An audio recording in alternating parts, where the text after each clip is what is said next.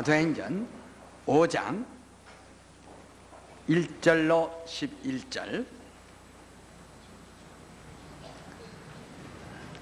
아나니아라 하는 사람이 그 아내 삽비라로 더불어 소유를 팔아 그 값에서 얼마를 감춘 그 아내도 알고 얼마를 가져다가 사도들의 발 앞에 두니 베드로가 가로되 아나니아라 어찌하여 사단이 내 마음에 가득하여 내가 성령을 속이고 땅값 얼마를 감추었느냐.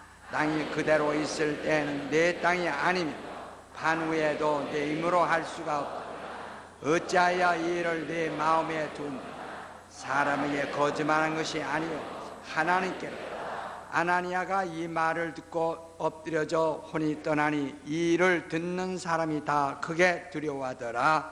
젊은 사람들이 일어나 밀고 나가 장사하니 3시간쯤 지나 그 아내가 그 생긴 일을 알지 못하고 들어오니 베드로가 가로되 그 땅 한 값이 이것뿐이냐 내게 말하라 하니 가로되 예 이뿐이로다.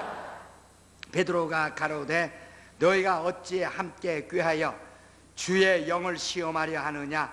보라 내 남편을 장사하고 오는 사람들이 발이 문 앞에 이르렀으니 또 너를 메어 내가리라 한데 곧 베드로의 발 앞에 엎드러져 혼이 떠나는지라. 젊은 사람들이 들어와 죽은 것을 보고 메어다가 그 남편 곁에 장사.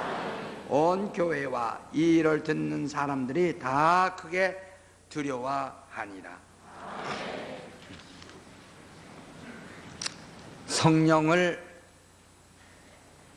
성령은 전지하시다. 이게 두 번만. 성령은 전지하시다. 성령은 전지하신 분이십니다. 하나님의 깊은 것이라도 통달하시는 분이십니다. 하나님은 깊은 것이라도 성령은 다 알고 계시기에 이 전지하신 성령을 아무도 속일 수는 없습니다. 아무도 성령을 거역할 수는 없습니다.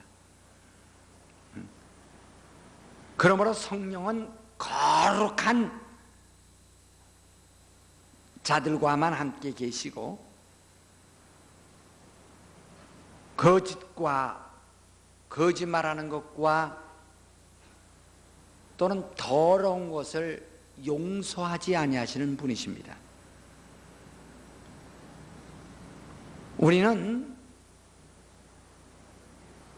자유라는 말이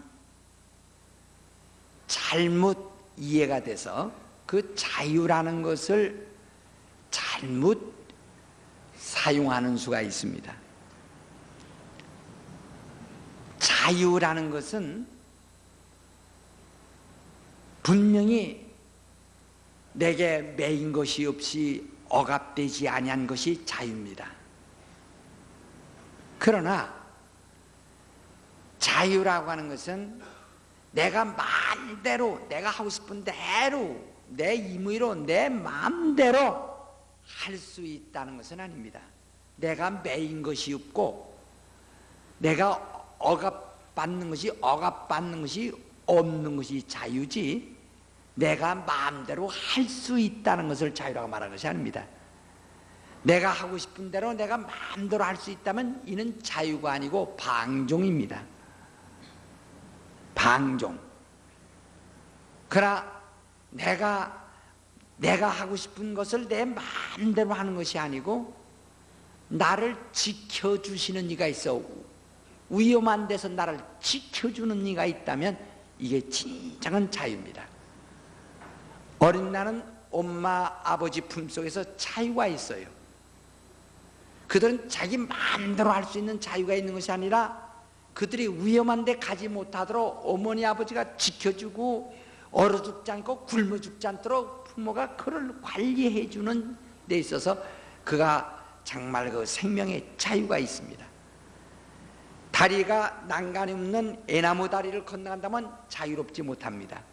그것은 자기를 보호해 주는 것이기 때문에 위험합니다. 그래서 자기가 가고 싶은 대로 아무렇게나 발 디디면은 물로 빠져버릴 수 있어요.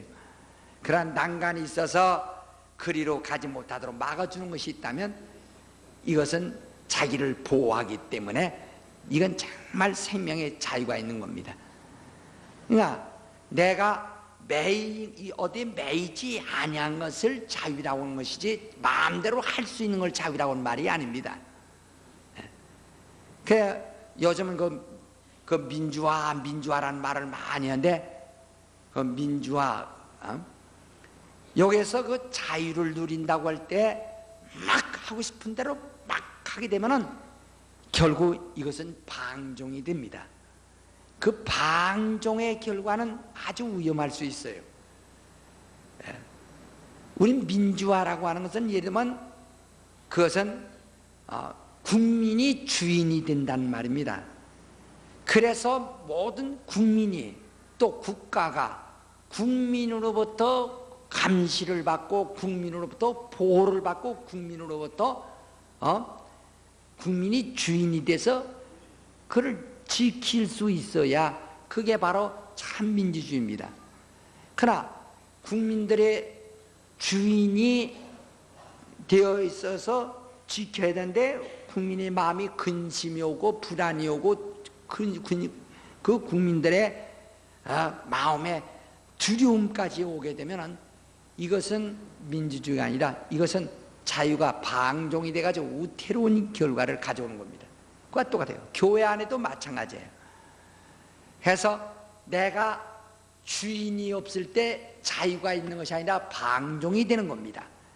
내게 나를 다스리며 나를 감시하는 주인이 있을 때 바로 나는 방종하지 아니하고 바로 그 주인의 안에서 사랑 안에서 진정한 자유를 누리는 겁니다. 바로 가정주부가 가정에 들어가서 자기 주인이 있고 자기 가정에 들어가 주인 앞에서 자유를 누리지만은 그가 주인 무시하면 방종이 되는 겁니다. 그러니까 언제나 내게 주인이 있느냐는 과거 율법 아래 있던 사람들은 율법 아래 있어서 율법이 주인 노릇을 했어요. 그 성경의 율법을 단 한마디라도 율법이 나쁜 것이라고 말한 적은 없습니다. 로마서 7장에도 바울 선생가 말하기를 내가 이로써 율법이 선한 것을 시인하노니 율법이 신령한 것을 시인하노니 율법이 의롭고 거룩하도다 하는 말을 거듭거듭했어요.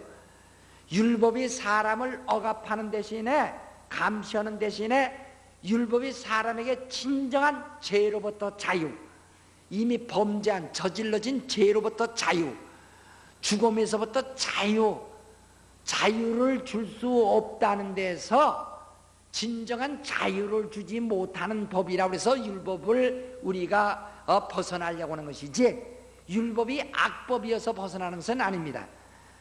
과거 이스라엘 사람들은 율법의 감시를 받고 삶으로 자신들은 거룩합니다.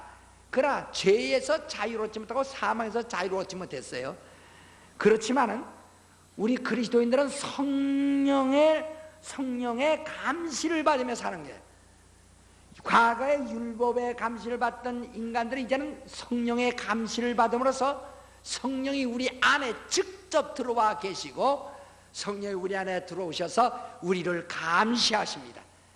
그러므로 내가 내 힘으로 사는 이런 방종을 저지르지 않냐고 방종하지 않냐고 성령 안에 들어와 있음으로써 성령의 보호를 받습니다. 성령의 보호를 이게 진정한 자유입니다. 그 성령은 나를 사망에서 자유, 죄에서도 자유를 주시면서 우리 성령의 복을 받는, 한 가지 율법에서나 성령 안에서 똑같습니다만, 율법 아래 있던 자가 범죄했을 때 모세 앞에서 증인이 나옴으로써 용서받지 못하고 죽었습니다. 이처럼 성령 앞에서 사는 사람들은 한 가지, 모든 죄에 대하여 용서받고 모든 불의에 대해서 용서받을 수 있지만은 용서받지 못하는 성령을 해방하면 용서받지 못한다. 성령을 속이는 것은 절대로 용서받지 못한다는 겁니다. 우리가 성령을 속이지 아니하고 정직한 생활을 통해서, 정직한 영적 생활을 통해서 진정한 죄에서부터 자유, 율법이 주지 못한 사망으로부터 자유를 누릴 수 있습니다. 하나님은 영원하신 분이에요. 예수 그리스도는 부활하셔서 하나님 우편에 앉아 계신 분이에요. 성령은 여러분 내 안에, 신자들 안에 들어와 계신 분이십니다. 신자들 안에 계셔요. 예수께서 십자가에 달려 죽기까지는, 그가 죽어서 부활하셔서 하나님 우편에 앉으시기 전까지는 예수를 통해서 하나님의 일을 하시기 위하여 인간은 오직 하나님께 복종을 했어요. 이건 하나님의 도구로서 하나님께만 복종하는 겁니다. 예수를 통하여 하나님의 일을 하였고 또 하셨고, 지금은 예수께서 부활하신 다음에는 예수를 통해서 인류를 위한 일을 해 주시는 겁니다. 성령이. 그러므로 오늘 여러분한테는 성령이 우리 안에 계시다는 데서 우리 여기서 참으로 중요하게 생각이 됩니다. 대통령이나 임금의 궁전 근방에는 아무도 얼씬하지 못하고 가서 불경죄를 범치 못합니다. 이것처럼 우리가 하나님의 전이 되었을 때 내가 나를 함부로 할 수도 없는 거예요. 제가 귀신을 한 40만 명 속에서 쫓는 중에 두 사람이 자살했다고 하는, 그리스도인의 자살했다고 하는 이 사람의 귀신을 들어본 적이 있어요. 이 사람은 그리스도, 자기가 예수를 믿다는데 자살했다는 겁니다. 자살했다고 하는 사람이 영생에 들어가지 못하고 불신자와 함께 머물고 있는 걸 봤습니다. 왜냐하면 이것은 내 것이 아니라 주님의 것입니다. 이미 나는 주님의 전이 되었기 때문에 주님의 소유예요. 주님의 소유인 전을 바로 자기 스스로 자살하는 것은, 이것은 주님의 것을 손상 입히고 주님 성령의 것을 파괴한 것이라 해요. 이것은 성령께 대한 대적이고 범죄입니다. 이거 용서받지 못하는 거예요. 그러니까 쉽게 말하면 성경을 하니 모든 죄와 회방은 사하심을 받되 성령을 해방하는 것은 사하심을 얻지 못한다는 말은, 인간이 도덕적으로 범죄하거나 그 다음에 이 인간들이 이 세상에서 어떤 윤리적인 범죄는 다 용서도 받을 수 있고 회개할 수 있지만은, 성령께 범죄한 것, 하나님에 대하여 대적하거나 성령께 대하여 대적하며 그를 속이고 그를 무시한 그 죄만은 금세도 내세도 사함받지 못하고 또 회개할 수도 없다는 겁니다. 저는 어떤 분이 목사는 아니고 장로 노릇하다가 전도사 노릇도 했어요. 시골교회에서 전도사 노릇도 하다가 그 다음에 집사 노릇도 하다가 그 다음에 어떻게 해서 그 사람이 성령도 받았던 사람인데 타락해가지고 그 다음에 무당 찾아다니고 점쟁이 찾아다니고, 그리고 완전히 우상 앞에 가서 저리 가서 머리도 깎고 한때 또 무엇도 했어요. 자, 이 사람이 그 다음에 나중에 나이가 한 70 다 돼가지고 막 돌아오려고 몸부림을 쳐요. 그래서 전도 상담을 몇 번 했어요, 집회 중에. 근데 내가 회개해야 되겠다고 결심한데 회개가 안 된다는 거예요. 지금도 회개해야 되겠다 하고 회개하는데 하나님이 안 믿어지고 도저히 성령 믿어지다. 그래서 그 가족들도 위에서 기도하고 함께 함께 양심이 와인 마신 사람처럼 전혀 마음에 밝은 빛이 들어오질 않습니다. 도저히 믿음이 들어오질 않아요. 그게 자기는 마음은 걱정해요. 나는 하나님 사신 것은 사실인데 하나님 살아계시기 때문에 내가 두려워서 이렇게 몇십 년 만에 돌아와서 하나님께로 돌아오려고 하는데 도저히 마음속에서는 안 믿어진다는 게. 그러니 어떡하냐, 살려달라고 몸부림치는데, 그래서 나는 정말 하나님이 문 밖에 내쫓아서 문 밖에서 일을 갈미 있다 하더니 문 밖에서 일을 가는 것을 느낄 수 있어요. 이미 문 밖에 쫓겨난 사람 문 밖에서 일을 갈듯이 그렇게 고통을 본다. 돌아오려고 돌아올 수가.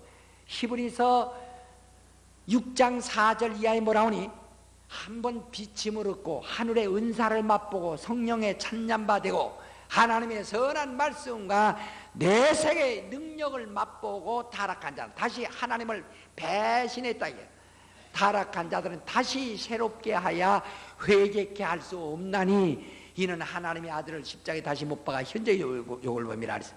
십자가 예수를 못 박는 일을 하면은 혹시 모르지만은 그런 일은 영원히 다시 없으니 다시는 회개할 수가 없다는 겁니다. 그러니까 회개가 안 된다는 거예요. 회개하려도 회개가 안 된다는 게. 어떤 사람은 그런 사람이 있죠.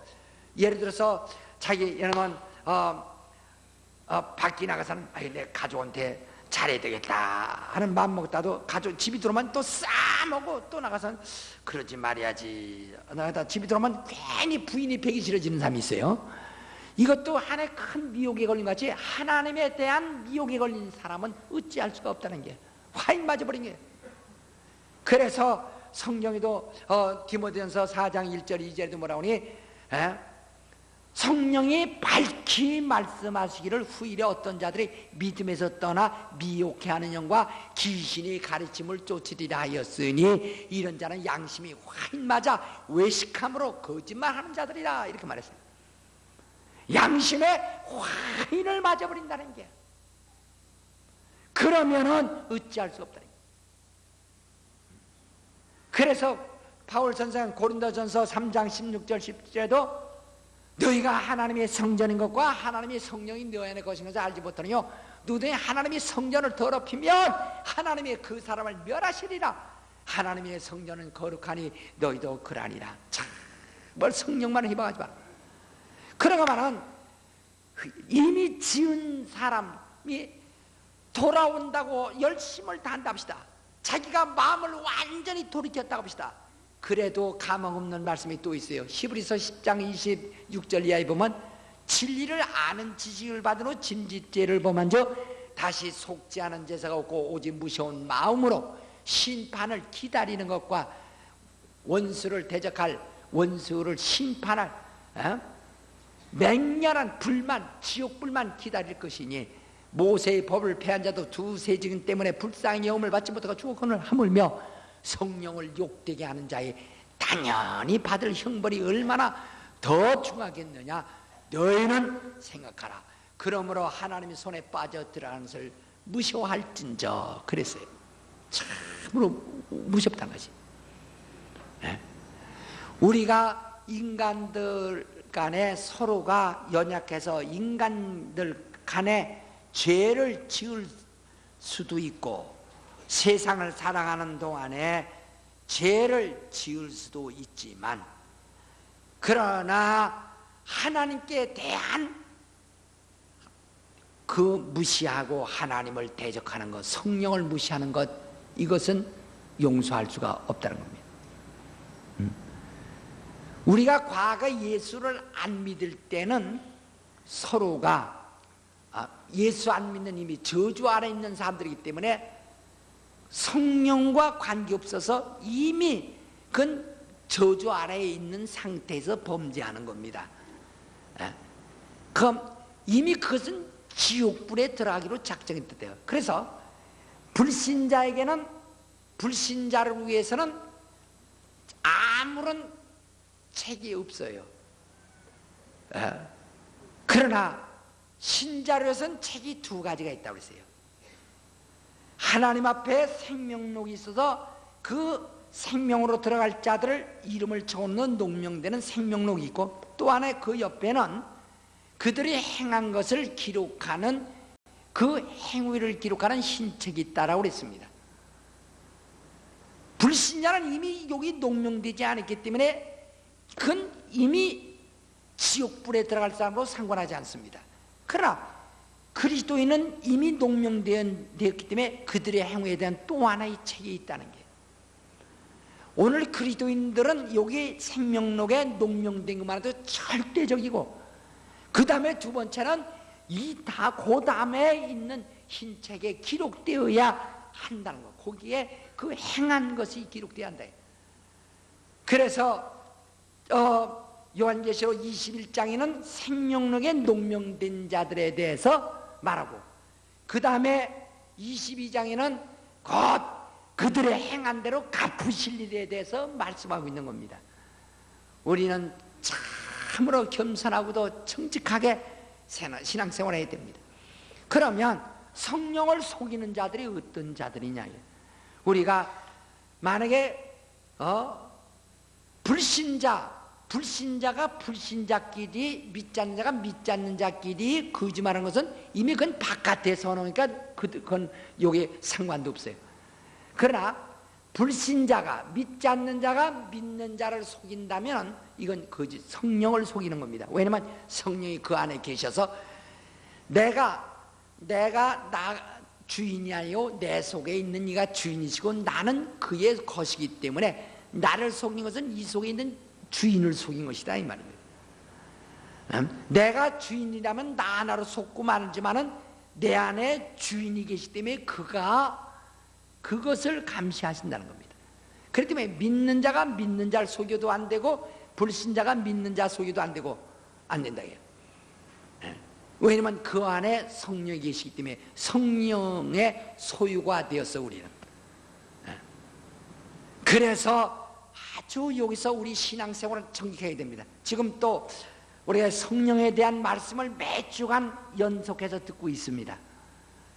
여기서 우리는 정신을 바짝 차려야 됩니다. 아나니와 삽비라의 사건은 은혜가 가장 충만한, 역사적으로 은혜가 가장 충만한 시대에 있었던 일로서 예수께서 말씀하기를 성령을 거역하면 금세와 내세 사함받지 못하리라 하신 그 말씀을 입증한 것입니다. 그러면 아나니와 삽비라 사건 이후에 그런 일이 없다고 해서 요행을 바라지 마세요. 이것은 이미 하나의 본보기로, 표본으로 이와 같은 일을 보여주셨고, 그 다음은 확실히 이 책에 기록하고 있다는 사실입니다. 그래서 지금 혹시 누가 성령을 욕하고 거역한다 할지라도 이 당장에는 절대로 아무 일도 보여지지 않을 것입니다. 편안할 것입니다. 잠자기도 편하고 꿈속도 편안할 것입니다. 그러나 여기에 기록된 책대로 심판한 그날에 가서는 그는 변명할 여지도 없고 도저히 구제받을 줄도 없고 회개할 기회도 없고 또 속죄할 죄사가 전혀 없는 거예요. 오늘 여러분, 우린 진정한 자유, 내가 성령의 감시를 받는 것이 나는 성령 안에 있으니까 내가 진정한 자유가 뭐냐, 저는 지옥 갈 미천이 떨어졌다는 사실입니다. 또 그 다음에 어떠한 죄라도 사함받을 수 있는 은혜를 입고 있다는, 은혜를 입고 산다는 사실입니다. 내가 아무리 허물이 있고 혹시나 내가 실족했을지라도 다시 돌아올 수 있는 길이 얼마든지 열려 있다는 사실입니다. 정말 내가 하나님 앞에 나와서 아버지께 내 마음을 쏟고 기도하며 위로받고 사랑받고, 그러면서 내 연약함을 위로받고 또 간구할 수 있다는 그겁니다. 우리 예수 믿는 사람에게 얼마나 행복한 일이 있는가 하면은, 나는 전에 우리 아들이 한번 죽은 일이 있었어, 어렸을 때. 그때 저는 정말로 그 지난 다음에 얼마나 감사한지. 왜냐면 그때 내가 만약에 하나님을 믿지 않았으면 저는 하나님께 내 답답한 사정을 간구할 길도 없어요. 그러나 우리 아들이 딱 숨이 끊어질 때 하나님께 막 간구할 수 있는 하나님이 계셨다는 것, 그 다음에 내가 그를 의지하면 산다고 하는 믿음이 있었다는 것, 또 내가 간구할 수 있는 기도하는 자격, 기도할 수 있는 믿음이 있었다는 것, 이 하나님이 계신 것과 믿음 있는 것과 기도하는 것, 이것이 얼마나 다행스러운 이야기예요. 그러나 만약에 내가 그때 하나님이 없었다면 자기 아들이 죽어가는데 어떻게 하겠어요? 저는 자식이 죽을 때 이렇게 애비가 이렇게 자격 없고 애비라는 게 이렇게 초라하다는 걸 그때 처음 느꼈어요. 난 밥만 주면 애비 놓다고 밥만 주면 애가 사는 줄 알았지, 밥 주고 옷만 주면 되는 줄 알고 너는 입만 가지면 되는 줄 알았지. 숨이 딱 끊어지는 순간에 난 그에게 아무것도 할 수 없는 무자격자. 그러니까 사람들은 다급하니까 병원에 가서 생명구걸, 자식 살려달라고 자식 생명구걸을 댕깁니다. 의사도 제 생명도 없는데 남이 거 줄 수 있어요? 그러니까 방황. 그때 하나님, 나는 이 아이의 생명의 아버지가 아닙니다. 하나님만이 이 아이의 생명의 아버지입니다. 나는 이 아이의 밥아버지요 옷아버지입니다. 이 아이의 생명의 아버지는 하나님이십니다. 그러나 하나님께만 전심전력으로 매달는데, 만약 그때 내게 하나님이 안 계셨으면 어떡하? 내가 하나님을 몰랐으면, 하나님을 믿는 믿음이 없었으면, 하나님께 기도할 수 있는 기도에 내가 능력이 없었으면 어떡할 뻔했냐. 그보다 더 절망이 어디 있어요. 아이는 잠시 후에 생명이 회복되어서 살아났습니다. 그래서 내가 며느리도 얻었지만 말이야. 이게 얼마나 신기한 일이냐. 하나님이 없었다면 어떻게 될 뻔했는가. 오늘 여러분 평소에 괜찮았지만은 만약 당신의 딸이나 누가 갑자기 생명의 어떤 위경을 당하여 아버지 살려달라고 할 때, 아니 생명을 아마 창작이라도 밑도만 끊어서 주면 어린애가 산다고 하면 부엌칼이라도 갔다가 집에 안 가려는 어머니는 하나도 없어요. 아니 자기 배만 가려면 자식이 산다는 데까지가 소독해두고, 소독이 무슨 소독약까지가 배 푹 깔고서 딱 줘버리지. 그러나 그렇게 해서도 자식이 살아날 능력이 없다. 생명이 없어요. 우린 부모지만 밥 줄 수는 있고 젖은 줄 수 있지만은, 저는요 제가요 애기 어렸을 때 아주 내가 의시돼서 내가 아버지라고 의시됐다고요. 아버지가 있어 과자도 사주시고, 아버지가 있어 옷도 사주고, 아버지가 있어 이게 아니야 아버지한테 잘해요 이렇게 아버지한테만 생각했대. 그러나 막상 아이가 죽는데 아버지가 이렇게 무자격자라는 걸 처음 느꼈대. 무자격자라야. 참, 오늘 여기서 괜히 아버지 괜히 어린애 앞에서 의시되지 마세요. 무자격. 생명에 대해서는 무자격이야. 밥 주는 데는 자격이 있어서 생명에 대한 무자격이야. 그러니까 그때 만약에 하나님 없다고 생각하세요. 그러니까 우리는 다급할 때를 위해서 그분으로부터 쫓겨나지 말아요. 쫓겨나지 말아요. 성령은 우리 안에 계시기 때문에 우리는 항상 그분의 사랑받고 그분의 감시를 받고, 그러다가 정말 그분의 도움이 필요한 그 시간에 우리는 그분을 믿고 그분을 의지하고 그분의 도움을 받을 수 있는 참으로 신기한 능력이 우리 속에 있음을 알아야 됩니다. 그러므로 우리는 성령을 절대로 속이지 말아요. 속이지 말아요. 어떤 이 아나니아 삽비라는 자기가 땅이 그대로 있을 때 내가 하나님께 바치겠다 하고 하나님께 결심했어요. 그 다음에는 판위에는 돈을 챙겨놓고 그 다음에 일부 갖다가 드렸습니다.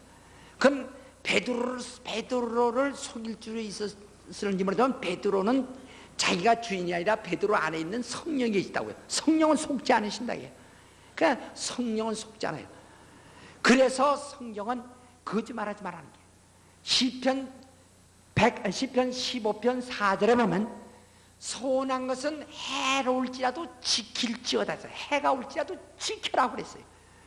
잠언서 20장 25절에는 함부로 이 물건을 거룩하다 한 후에 돌이키면 그게 올무가 되느니라 그랬어요.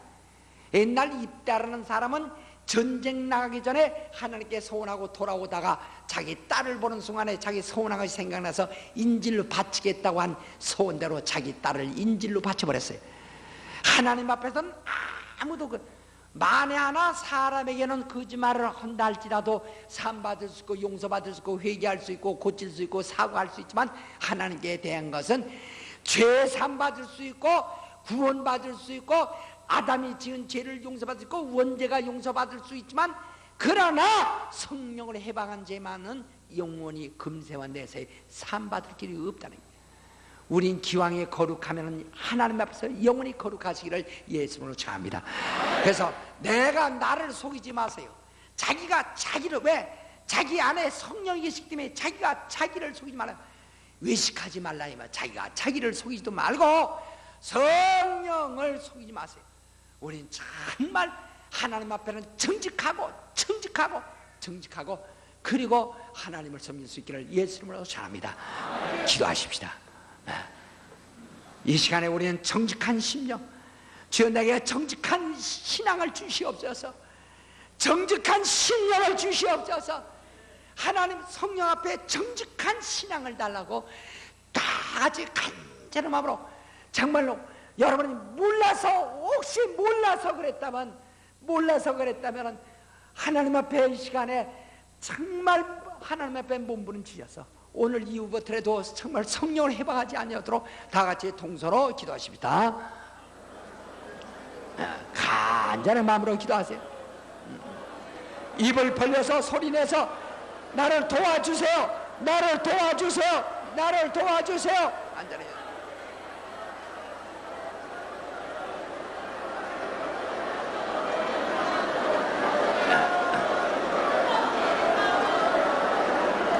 거룩하신 아버지여, 나를 도와주세요, 나를 도와주세요,